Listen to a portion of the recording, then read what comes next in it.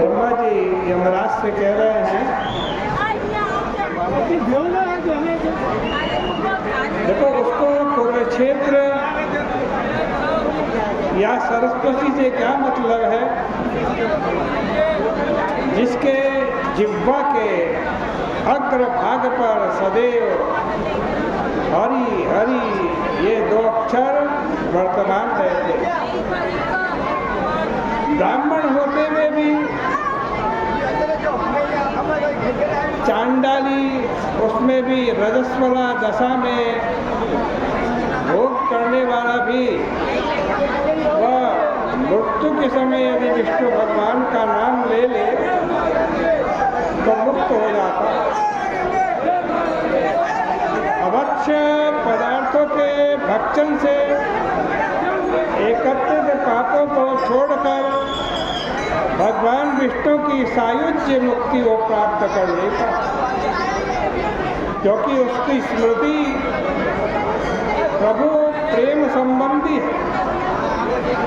वो प्रभु को स्मृति प्रिय है। हे यमराज, इसमें संदेह नहीं कि वैशाख नाम का मास भगवान विष्णु को अत्यंत प्रिय है, जिसके श्रवण मात्र से ही मानव समस्त पापों से मुक्त हो जाता। उस वैशाख मास के अनुष्ठान आदि से वैकुंठ में चला जाता है, तो इसमें कोई आश्चर्य की बात नहीं।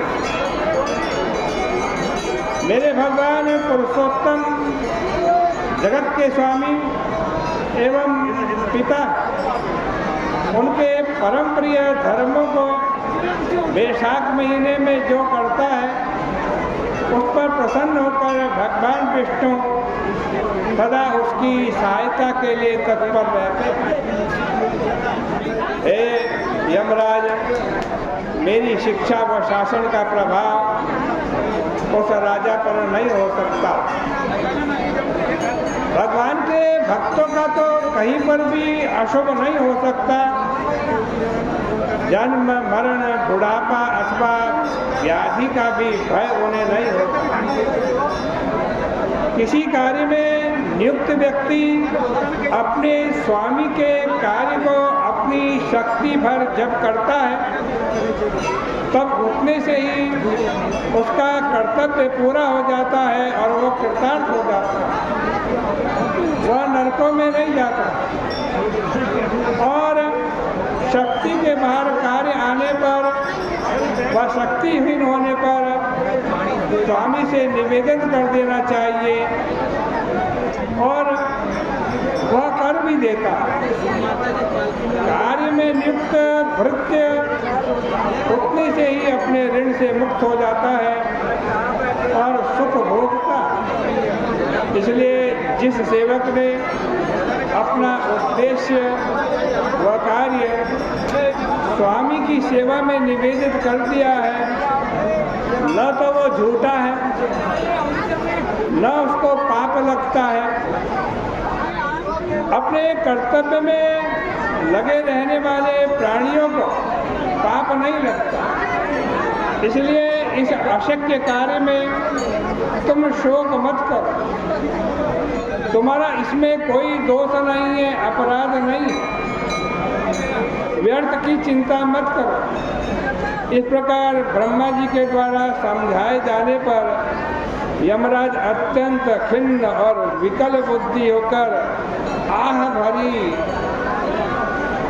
लंबी लंबी सांस लेते हुए आंसू भरकर दीन वाणी में बोला, हे तात, इसमें तनिक भी संदेह नहीं कि मैंने आपके चरणों की सेवा से सब कुछ पा लिया है, किंतु हे पद्म संभव, मैं आपके योग को करने के लिए पुनः नहीं आ सकता। जब तक कि यह राजा पृथ्वी मंडल पर शासन करता रहेगा, हे विभो, मैं नहीं जाऊंगा।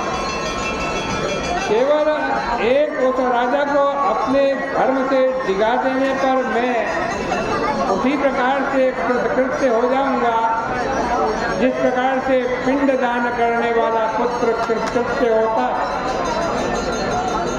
हे कृपालो, हे अव्यय, मेरे इस कार्य को साधिए, ठीक कीजिए, तब मैं संताप रहित होकर के आपकी आज्ञा का पालन करूंगा। यमराज के द्वारा इस प्रकार कहे जाने पर ब्रह्मा जी पुनः चिंता में डूब गए। उन्होंने नीचे मुख किए हुए यम को समझाते हुए, शांत करते हुए कहा, ब्रह्मा जी ने कहा, हे यमराज, भगवान विष्णु के धर्म में रत रहने वाला राजा किसी भी प्रकार से मेरे द्वारा दंड देने योग्य नहीं। यदि तुम क्रोध के कारण यही चाहते हो तो चलो विष्णु भगवान के पास चलते हैं।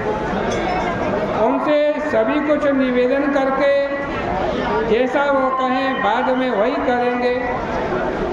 वे ही लोक के कर्ता है, धर्म के रक्षक है, वे ही दंडधारी, हम लोगों के शासक, कर्ता, नियंता। उनकी उक्ति व आज्ञा के बाद हम लोग को उनका उत्तर प्रत्युत्तर करना उचित नहीं। पृथ्वी पर कहीं भी उस राजा की आज्ञा के प्रतिकूल कुछ भी नहीं दिखाई पड़ता। इस प्रकार यम को आश्वासन देकर यमराज सहित ब्रह्मा जी क्षीर सागर में गए।